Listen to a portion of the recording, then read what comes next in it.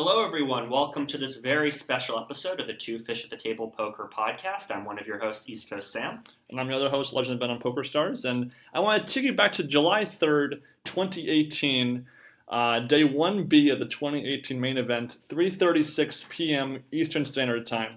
I'm sitting in my living room looking at pokernews.com, and I see this weird name I recognize, Adam Grossack, on the top chip counts on the chip stack updates, and I'm like, what is going on here? And all of a sudden, I decide, okay, I'm going to text my friend Adam Grossack. There's no way that's him, right? I text him, and he say, yep, that's me. It's not a pretty common last name, you know. Yeah, so Adam, thank you for joining us on this episode. Our friend of over 20 years, the top card player I personally know, whether it's his prowess in poker or his expertise in bridge. He has been one of the people that every time I'm in the come poker season, I want to know what's going on in his life, and he is here for us for a very special interview. Thank you for joining us. Thank you for having me. All right. So getting into this, tell us what came first, the chicken or the egg? I mean, poker or bridge? Bridge definitely came first. What got you into the bridge scene? So there's a story about how I first started playing bridge. So do you know how parents make their kids do things? Yeah. Yes. You know, you take piano lessons, little league, soccer, whatever it could be. So one of the things that my mom wanted us to do was me and my older brother Sam, and one of the things that my mom wanted us to do was bridge lessons. So there was a sign on the door. It said, "Come on, come all, ages 9 to 90. Join us for a bridge game." I was 8, so I was very nervous about going in. So I snuck into my first bridge lesson, but luckily I did not get carded. So I took lessons on, I think it was like once a week, and then took a series of lessons, and I was horrible at it. And I really liked math as a young person and problem solving. So bridge was a good outlet for it. And then my mom kept playing bridge, and I was kind of like less interested in it because I wasn't that good at it yet. So I decided to really put in a lot of work to bridge and to try to make myself good at bridge at a young age. Okay. Does that answer your question? Did I miss any points? No, that's great. Okay. And so, conversely, when did you get into poker? I was always very interested in poker. Let me see. I can't remember whether it was my 18th birthday or my 21st birthday, but like I was like the day of my 21st birthday. I went to Foxwoods. Like I always had loved watching poker on TV. I know like we played party poker back in the day. Yeah. Like I would always play in those like free accounts, those free tournaments. At your house, actually, I think we played some tournaments. I Yes, remember those, yeah. Yep. But never really got into it for money. It kind of shut down on, I think it was Black Friday 2018. 2011. 2011, whatever it was. Yeah. So I would have been only 19. 19. Okay, well I was playing bridge then. Yeah. But like I did get into cash game poker like very quickly after I turned 21, and then all throughout my 20s.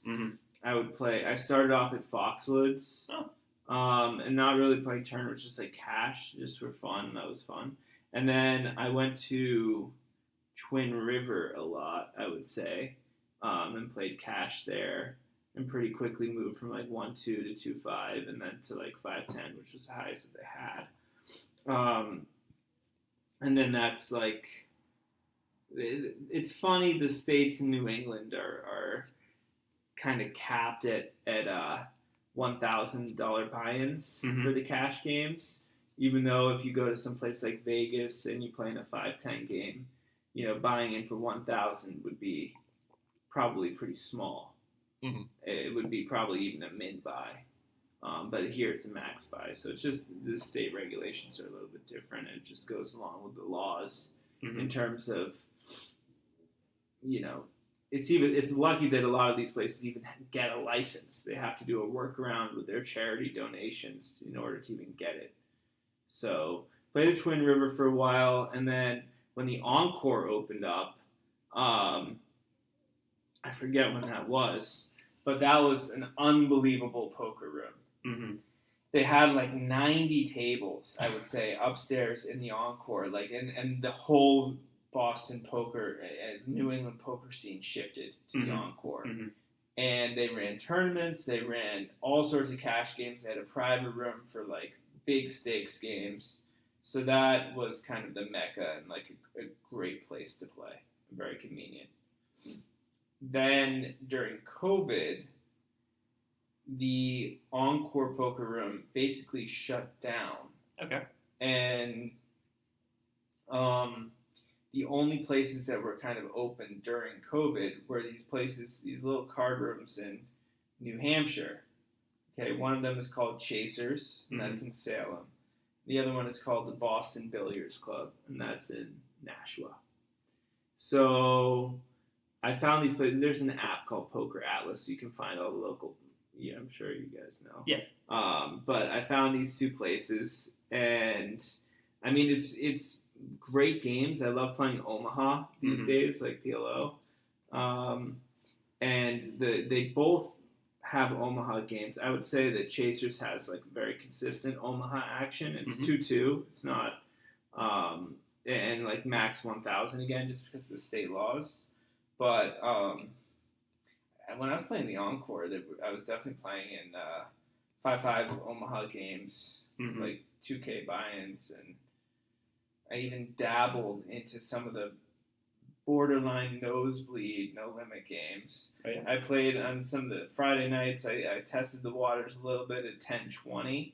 Oh, wow. Which I did okay at, and I even played 25-50. Oh, cool. That was the biggest one that I did. I bought it for $5K. Somehow, when the smoke cleared, I had 15. Wow. I did not do. Very good. I remember I got it all in with Jack, which is, by the way, way beyond my normal bankroll. Yeah, That's not normally how I play. Yes. But it was a lot of fun. Mm-hmm. Cool. So sort of stepping back a moment and talking about your experience watching ESPN, were there any episodes that stood out, seasons or hands or anything that stood out? Are you referring to mostly for tournament poker and World Series poker events? Yeah, just your experience with watching poker television. Was there anything that stood out to you from back in the day? I guess I was really interested in the idea of winning a tournament.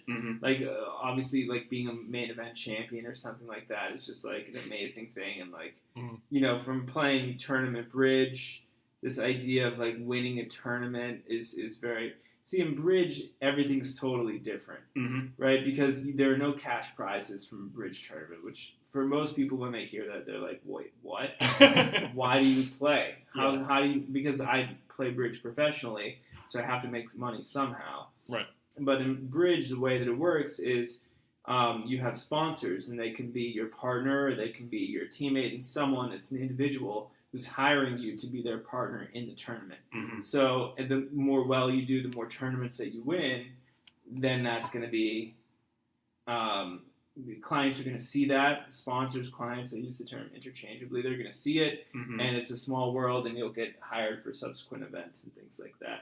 So the idea of winning events and winning these mind games has always been very interesting for me. So I would say, to answer your original question, probably just winning, but nothing in particular. I would say, I mean, I guess I really enjoyed watching the high stakes games, high stakes poker with Tom Dwan, and watching all those bluffs and everything like that. Yes. Those are really cool.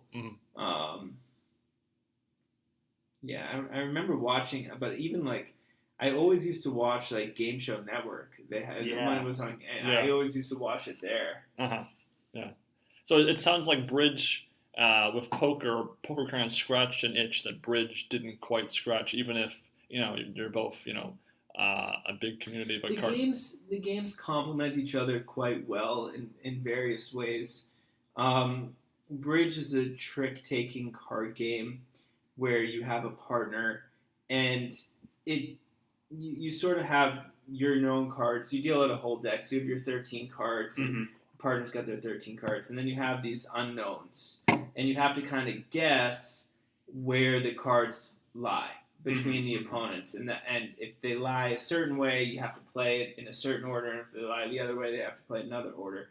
So there's definitely something called table feel, which is just card sense that all good bridge players have. They use deduction, they use clues from the bidding, and all sorts of things, but also just live tells. You're allowed to use live tells on your opponents and just sort of getting a read on people. So that's where just like being a card player comes in. Mm-hmm. And there's definitely some crossover with poker in terms of like live tells. But it's not only just like physical tells, but it's also just from like bet sizing and things like that you could pick up on. Mm-hmm. So I feel that like when I'm playing a lot of poker, it helps my bridge game and vice versa because it just helps with the tells aspect a little bit.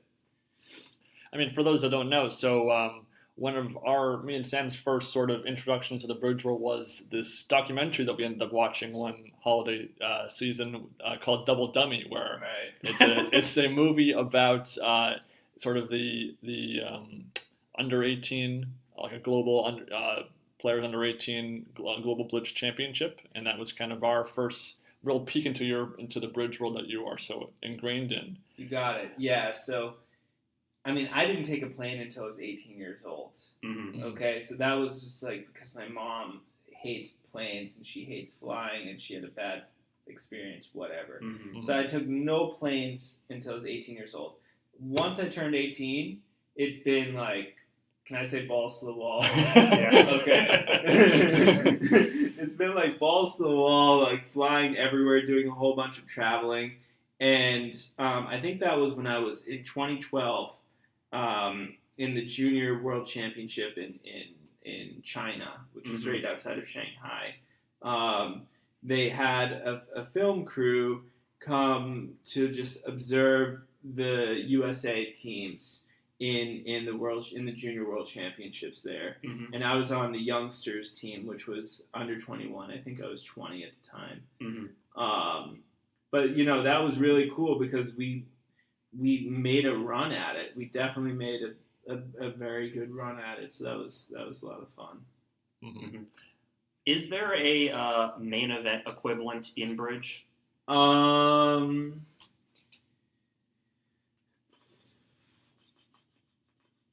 I mean, yes, Mm-hmm. I would say. Well, the main event. So at a high level, the main event is just sort of like the premier event of the year where anyone can enter, Mm-hmm. and you just it's like the biggest thing. It's a little bit hard because bridge events are very segmented into either team events Mm-hmm. or pair events. Okay. So that makes it a little bit challenging to say. There definitely are some possible answers to this, Uh-huh. but bridge obviously play with a partner, Mm-hmm. but the most prestigious events in bridge are usually team events. Okay. So like when we played in China, that was a team championship. We had a team comprised of 6 people that were on our team, and it's always 2 partnerships playing at the same time. So there's one partnership that's sitting out. So if I have to draw an analogy to the main event, you could say it's like the Spingold or the Vanderbilt or like the World Championship, but that's like sort of. But if you go to like the World Championship, which is called the Bermuda Bowl, that's Mm-hmm. sort of not totally analogous to the main event because there's only like 1 team per nation. So it's a little bit hard to say. You could say like just there's these nationals. There are 3 nationals a year in Mm-hmm. bridge. Mm-hmm. And they have like each one has sort of like a major event or like several major events within them. So Okay. Mm-hmm. There's no direct comparison, but there's many similar types of things. Mm-hmm. Is there any advice you'd give to a poker player that wants to try bridge out? Why would they want to try bridge? On a lark. So would it be something that they would be looking to do for a career? Well, Like let's play bridge professionally or just for like fun? both. Okay.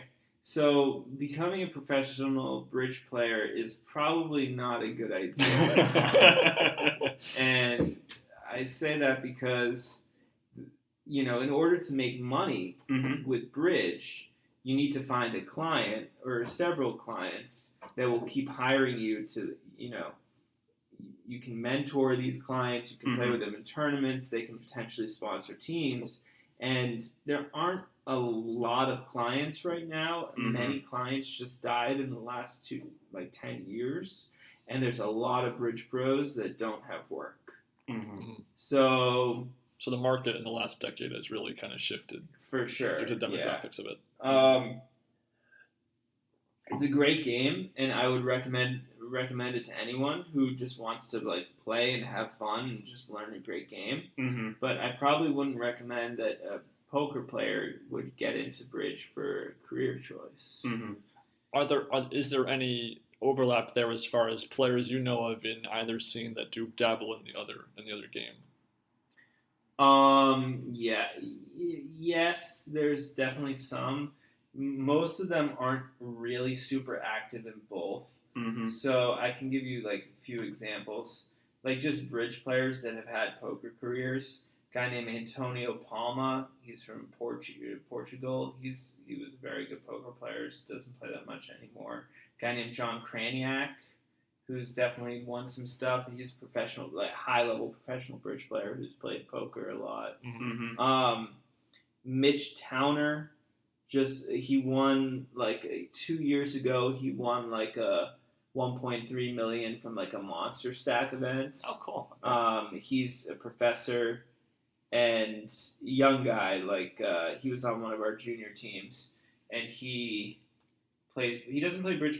He may play a little bit of bridge professionally, but he plays poker. I know Irene Baroni, who's an Italian.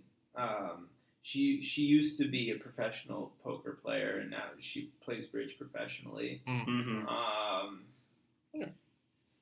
There's definitely some older people I want to say Phil Gordon.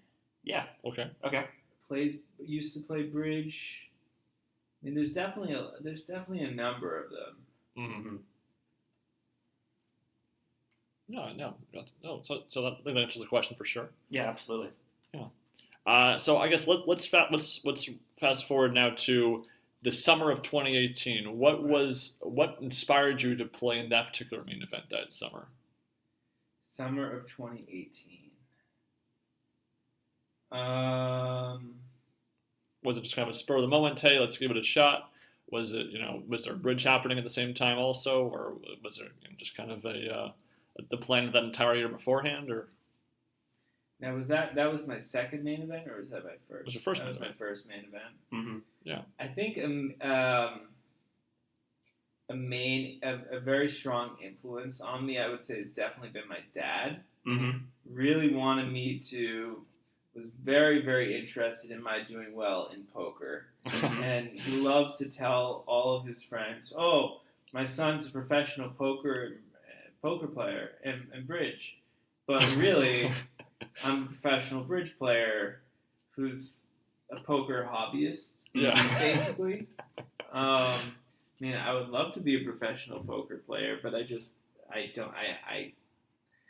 I'm not. It's not reflective of reality. But I do play a lot of poker, I would say. So I don't know. I definitely wanted to try it. And I made a pretty decent run at it.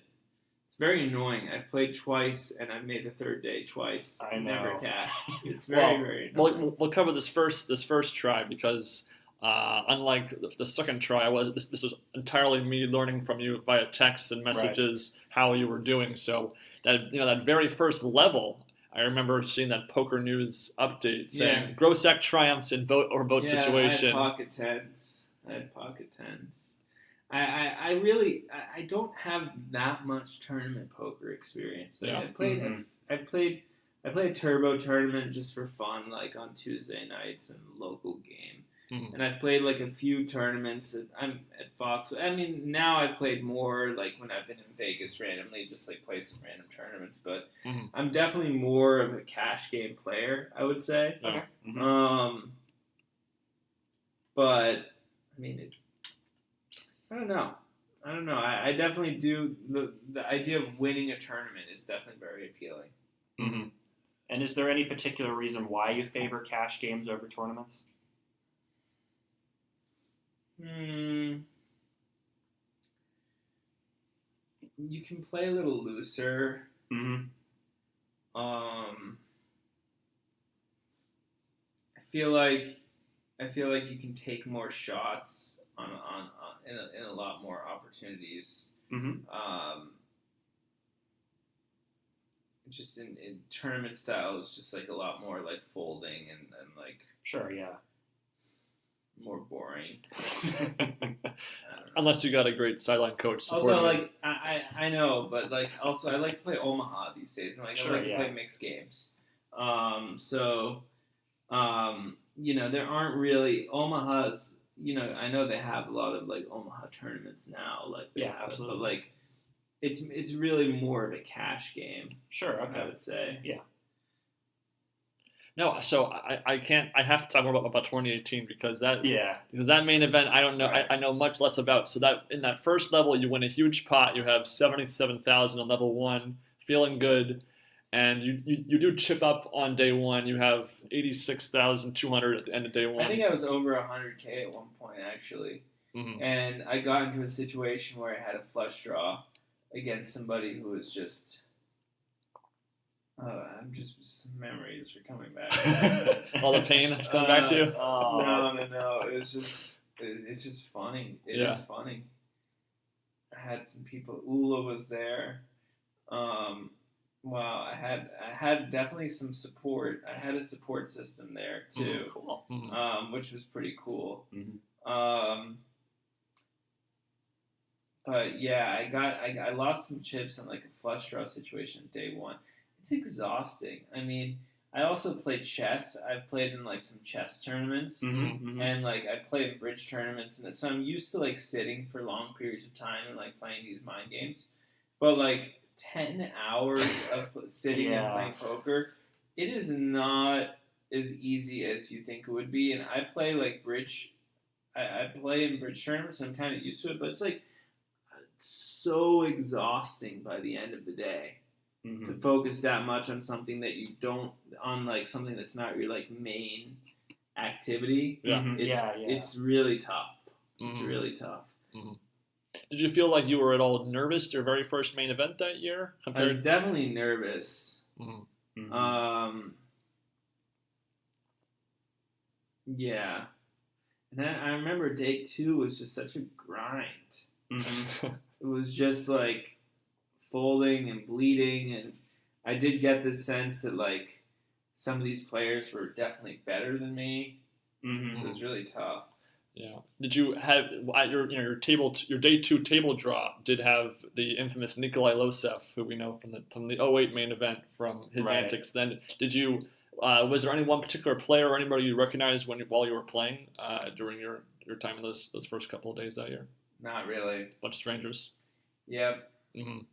So then they kept telling me I should look on Hendon Mob and look up all these different players to like know all this stuff about them, and I'm like, I mean, does it really make a difference that this one won 3 million, this one's won 1.5, this one's 32, I mean, like, does it really affect me that much? It changes the cards a little bit. The cards look a little bit prettier when you're up against worse players, I think.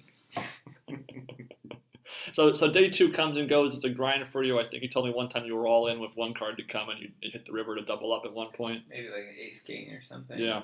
Wow. So then you begin day 3 with about 68,000 chips. The blinds are getting up Sounds there.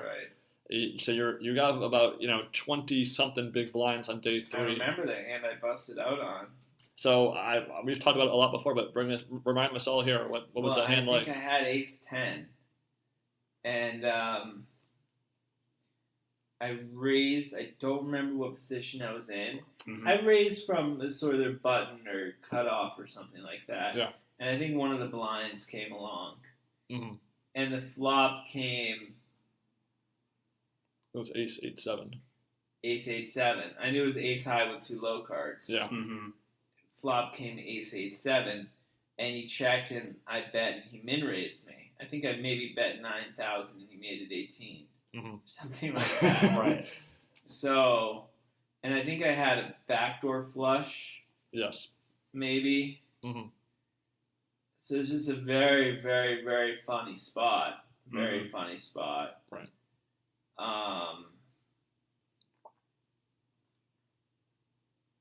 Man, I still don't know what the right thing to do is in that situation. I mean, I think with my stack, I think I don't really know what he's repping by min raising. If he has a set, obviously it's very bad news, and I should just be folding. But it's not like it's a pretty good flop for my range. Yeah. So I think it was normal to probably call, which is I don't know whether I jammed or You jammed on. I jammed it. You 3-bet all in, of course. I probably could have peeled a card. Mm-hmm. I probably could have called the 9K Mm-hmm. and just hung in there a little bit more. Mm-hmm. But then I knew that if the blank comes on the turn and he jams at me, I wasn't prepared to fold. Right. But maybe I should have been. It's just a very, very difficult spot. Especially for stack size, on day 3 is really moving day. The tournament, the blinds get up there so quickly, and if you fold, you still have like 20 plus big blinds, but you're really short compared to the table. And I mean, I had some equity. I mean, how bad was it? I mean, I needed a 10 or an ace or running cards to give me 2 pair, higher 2 pair. Yeah, exactly. Yeah, so I mean, it's a tough spot, and you at some point you got to mix in with So like 25% or something like that. Yeah, I don't 26, know. something like that. Yeah. Yeah. So that was relatively early on day 3 when you ended up busting your first main event. Yeah. And what was your overall takeaway from the experience? Was it a valuable experience, sort of being in that main event sort of atmosphere, or did you think that okay, I can do this, I could maybe come back again and have a real shot at this, or what was your sort of? I mean, I feel like I could definitely see myself having a good run in it, but you just need to have the right luck at the right time. I don't know. Was that all in when you were at risk on that last thing? Was that how many times were you all in at risk through that entire run, approximately? It was either the second or third time. I don't remember. Yeah. So okay. So for the most part, just kind of not too many crazy all-in moments. But that's still more than what you would run into in 3 years later. But we'll get to that in a second. But so after you bust the main event, did you play any other events that year? Or did you sort of wind things down on the trip at that point? I think I did. I think I played I didn't do well in anything. But I think I played the little 1-for-1 drop or something like that, and lost that. All right, so I think we can fast forward a couple of years to last year in November. Right. The sequel, the repeat trip. So what was what inspired you to go with that particular main event? I guess the year prior it had been COVID canceled, and there had been one in 2019. So was that kind of you wanted to get into the scene as the poker scene was kind of coming back alive at that point? Yeah, definitely. Well, I don't play online, and I was kind of itching to play poker. And I like the November time frame. That was really nice because Vegas is really hot. And it wasn't as hot, and I don't know. I like playing poker whenever I get an opportunity to. So it seemed like a good match, and I had a backer, so that was a nice situation. Did you have a backer for the first time you played the main event? I had some partial backing. Not as much as November, but something. Okay. Were there any preparations for this time around?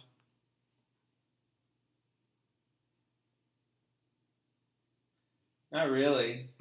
I had someone who was helping me. And who was that person exactly? That was Ben. Oh, it was? Oh, my God. That was Ben. he was great. He was doing all the scouting reports for me, making sure that I had a strategy, trying to get me to stick to the strategy, which I was a little bit, I don't know. I did a little bit. You did for most of it. For most of it, you yeah. had a good plan for the most part. So, just coming in on that first day, did you feel a bit more comfortable at the table compared to the couple of years prior? Definitely.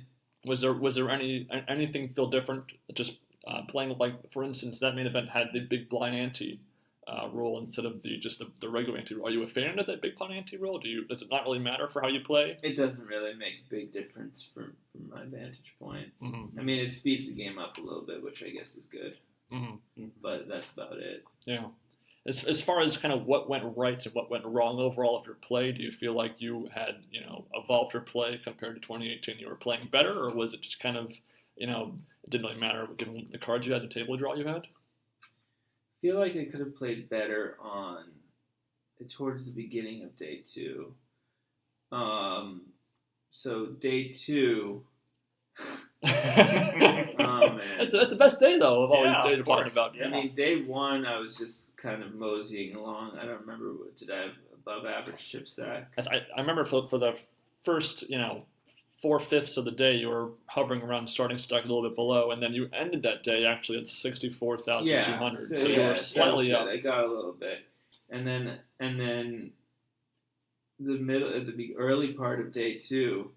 My mom I was coordinating with her, and she was coming. She was talking to you about when she's coming in, and she's looking, and she's in the pavilion. She's in the pavilion. Where do I go? Blah blah blah. No way she'd ever find it. And then I look down at my cards, and then I see my mom walking in the room, and I look down at 2 aces, and then I get involved in this hand, and there's a lot of betting. And it's not even me that's doing the betting, and then someone goes all in, and I call, or I don't ever remember. The guy has the other 2 aces. And then I flopped a free roll with a backdoor flush. And my mom at this point was at the rail. She didn't really bend. I think you were explaining to her what was happening. Yeah. The turn came a third one. Club. I think it was a club. Yes. Yep. And I'm like, oh my god, if this actually happens, and it actually happens, and I'm like, oh my god.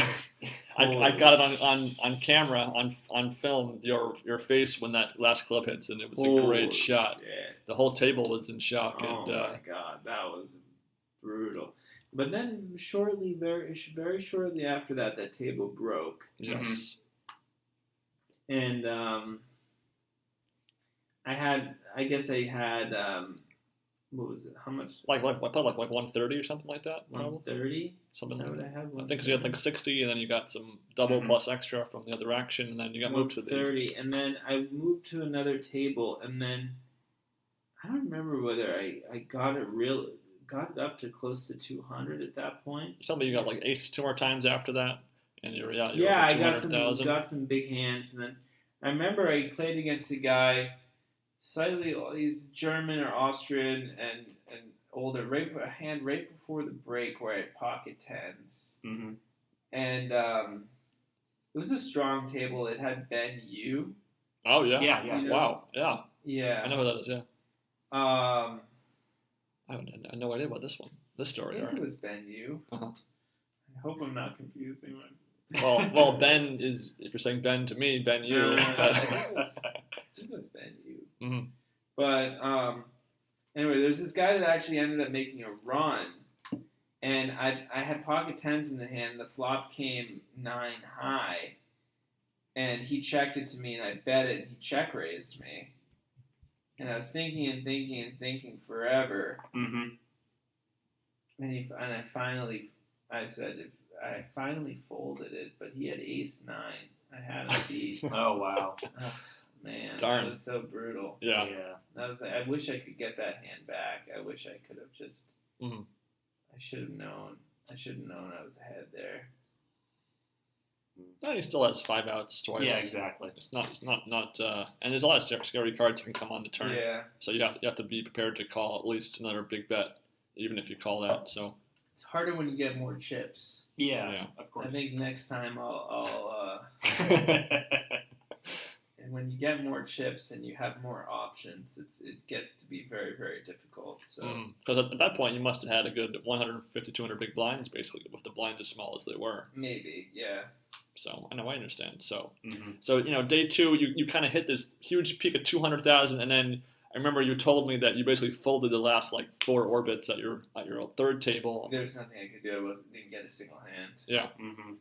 So, but you still managed to end day 2 with 164,300 chips heading into day 3, which puts you above the chip average, above the chip median. You were the third biggest chip stack at your day 3 table, Right. and Yeah. so I was feeling pretty happy about your outlook for day 3. And how did day 3? What was your approach to day 3 as that day began? Just play real solid and look for some spots. I mean, Mhm. I was pretty comfortable at my table. I remember I had an older guy there that was Billy Baxter. Billy Baxter yeah. was there, Yes. former champion, and I was holding my own there for a while. I think I got up to close to 200 again, Mhm. Yep. Yeah. and then when I got to this, and then there's this guy that came to the table halfway through the day that had just a shit ton of chips. Yeah. He had 600, 650, Yeah. thousands, and he was raising a lot of hands, and I picked up ace king in a hand. Yeah, It's okay, man. We gotta rip the band-aid off. I know. Go on. picked up ace king, and I raised it, and he raised me. I think I made it 13K, and he made it 39 Mhm. or something like Yeah. that. And I was out of position. So,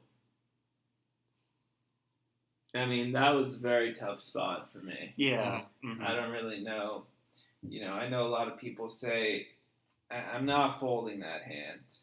Yeah. I'm not No, doing I'm not- it. So I I don't know think so I can. either, yeah, I know I can peel.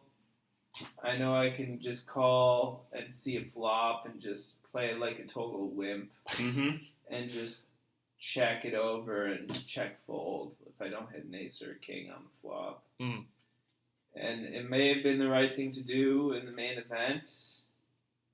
Certainly may have been the right thing to do, but it's not what I did. Right. I mean, at the end of the day, I got it in as a slight dog, Mhm. Right. Yeah. and I didn't hit it. So. A couple hundred spots short of the money bubble. I don't really regret the way that Right. I played the hand too much. Mhm. Yeah. Mhm. So, in terms of the most controversial part of this WSOP, which was really the late reg, what are your thoughts on late reg? Do you have any sort of sense of what the WSOP should do going forward with late reg? Late registration. So why is it controversial? Well, certain guys like Mike Mattisau might complain that late reg is bad for the main event. Why? Well, You don't have to sit there during day one and grind it out. yeah, Yeah. you can survive a quarter of the field being out before. I don't really care. I mean, I think theoretically it's a disadvantage to them, Mhm. and everyone is allowed to do it. Yeah. It's not like certain people can do it and certain people can't. So it doesn't matter to me. I think it's fine. Mhm. Mhm. I'm not a purist Sure. necessarily. I mean, Mm. They've made many changes. They switched to the big blind ante. Right. Yeah. So I don't have any issue with the late registration. Would you ever run into situations at any of your tables of someone that was a habitual tanker or was doing any sort of abusive or distressing table talk at the table? No. Everyone pretty much stayed within the lines for the most part? I would say it was fine. Mm. Would you institute a shot clock? I would be for that, Okay. potentially. I mean, I think that's definitely a good thing. Mm. Do you feel that a shot clock might have With time banks. with time banks? With time banks, Okay, for the main event. or just in I would be have fine. have it. I would be absolutely fine with that. Mm-hmm. I mean, it might be a little bit, difficult to hand out, 10,000 time banks or however many entries there are, Mm-hmm. all those time. I mean, it would make more work for the organizers for sure. Mm-hmm. Mm-hmm. Yeah, no, that makes sense to me. As far as your future with poker, do you see yourself playing in the main event in the future at some point, or in other maybe circuit events or other smaller events in the future? I mean, I would like to for sure. Yeah, I'm thinking about playing this year again. Okay. But if I do, I would probably just play in the main and not Dabble in it. linger around there in Vegas for so long. Mm-hmm. I was very tempted. I was playing in Florida at a bridge tournament last a couple weeks ago in the Hard Rock in Hard Rock Seminole in Mm-hmm. Tampa, Mm-hmm. and we were playing in a tournament, and the person who we were playing with got sick. Nothing serious, but she couldn't play. So we had the week off. So we went to Tampa, and we went to the Hard Rock and played there. And I did very, very well. And at one point, I had a main event buy-in in my left pocket. And I was just thinking, I've got a buy-in right here. Uh-huh. What am I going to do with this? It's very tempting. Mm-hmm. So it's definitely in the cards, In the pun cards, unintended, Yeah, for we'll possibly see if in it's a in month, the cards. in a few weeks from now. Yeah, it's a possibility. My grandmother is having her 90th birthday on July 4th. Ooh. So if I play, I would have to play 1C or 1D, which would Mhm. be July 5th or July 6th. Okay, so yeah, we'll definitely want to hear any updates if that happens in a few weeks from now. That'd be great to see. It's at a new casino now in Yeah, Dallas. Right. Dallas. Yeah. So you'll have to tell us how It that. should be nicer, probably. I mean, the Rio was kind of a dump, I would say. Mm-hmm. It was my first casino experience, so I can't compare it to other ones. So you Yeah, know better I than me. mean, very underwhelming. I mean, I don't know. I think Bally's would be nicer for sure. I don't know what the reports are, what people are saying. Mm-hmm. So if you were to play the main event then in a few weeks, what would be your sort of hurdle to as far as how far you last? So is the hurdle to beat your best, or to at least make it to day 3 to kind of keep your day 3 streak alive, or as long as you play the hand right, you don't really care? I mean, I definitely would like to try to cash, but besides Mhm. for that, I would like to try to win. I know. I'm That's setting the fair bar. enough, Setting yeah. the bar not too low for it, I Excellent, guess. yeah. Yeah. All right. Well, this could be the biggest main event. This could be the biggest main Yeah. event in history Very with true. the numbers they're forecasting. So that would be Really. pretty incredible run if that were to even come partially to the. By the way, there was a guy last year, Chase Bianchi or something. Chase Bianchi. Yes. Yeah. He came in 9th Yeah. Yes. Yeah. in the main event, and I played against him a lot at Boston Billiards Club. Oh yeah. Before we went, and I actually saw him in Vegas on day 2 or day 3, and I chatted him up a bunch see what he was doing. Mhm. And this is one of the few people that I played Hold'em against him while Yeah. I was waiting for a PLO table, because I'm never gonna actually go and play Hold'em. So and I could tell when I was playing against this guy, I'm like, wow, this guy is for sure better than me. Yeah. And it was not even he was just very, very, very good. Well, I'm sitting at a table of 2 more accomplished poker players than I myself. can always recognize when people are better than Yeah. me. Mhm. That's one thing about poker that's good. Mhm. I have an ability to do that. Mhm. Well, I have the ability to tell that you two have more poker resume achievements than me. Sam being a 5-time Sam. medal winner in the 2022 MSO. When are you gonna start playing more? I heard you almost played in a tournament today. Yeah, we almost did. We yeah. almost did, yeah, but the casino stopped doing Tournaments tournaments 2 days ago. 3 days ago. I couldn't Yeah. believe it. They merged with another casino, so we weren't able to play today. But we'll try to find a replacement. They definitely venue. have a lot of good replacements. Yeah. Mhm. Mm-hmm. Any place you recommend? I mean, it depends on how much you're willing to to buy in for. Okay, yeah. But I mean, I would definitely recommend playing in Manchester. Mm-hmm. Okay. They have a tournament on Saturdays, every Saturday for $250. Okay. But I've found the competition to be not good. Oh, yeah. I think that's a very, very good opportunity. Okay. And if it's too much, maybe I'll take some of your I might take you up on that. It's good. I mean, it's a good. Yeah. It's a good event. This is Cool, okay. It's a Greek place. I forget what it's called. It's like Philotimo or something. Okay, yeah, I've heard of it. Yeah. Right in Mm-hmm. not even too deep into Manchester, just slightly into Manchester. Got it. Okay. And then if somebody wants to get into the bridge scene or even talk with you, how can people get into that wheelhouse? I'm on social media. I'm on. You can check out my Twitch page. Mm-hmm. Cool. Twitch.tv/NeverEast00. You can send me a message there. Uh-huh. You can send me a message on Facebook or on Bridge Winners or on Twitter. You can send me a tweet. Mm-hmm. Yeah, I'm not a hard guy to find. Very good. Very Excellent. good. Yeah. So are there any embarrassing childhood memories of Ben that you'd like to share? I can share one about you. Not childhood, but I thought the most humbling and humility moment of the entire main event was you having trouble bagging your chips, like securing the Ziploc bag. That was the funniest thing. Yes. At the end of each day, I'm like so happy you survived, and you're like taking like 10 minutes to like fix out that little thing you peel off the bag. That was the funniest thing. Yeah, that was tough. The whole table was like zip done, and you're like the last one at the table trying to fix the bag. I probably had the same problem, to be honest. I'm like that too. So they have to have a better method for that. Yeah. I mean, I don't understand how this is still the method that they're using. I don't know. I mean, when they have thousands of players to back up at once, they have to, as cheaply as possible, I guess, have the bag to do that.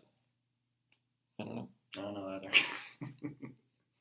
Anyway, Adam, I want to thank you for your time, for having us grill you about these maybe slightly faded memories of your poker successes, but and also learning some more about the bridge world and sort of how you got started. I really appreciate it. And yeah, absolutely. It's been a pleasure having you. Thank you both, and good luck with the podcast. Thank you, and good luck in the main event potentially in a few weeks. You gotta watch out for our boy Mike Nowitzki out there too. Yeah, because he'll be out there too. So hopefully you get the interview bump. In your luck when you're in Vegas. Yes, one more day. Day 4, just day 4. Make it to day 4, and that'll be a success. All right, we'll sign out, guys. We'll see you next time on the Two Fish at the Table podcast. Take care, everyone.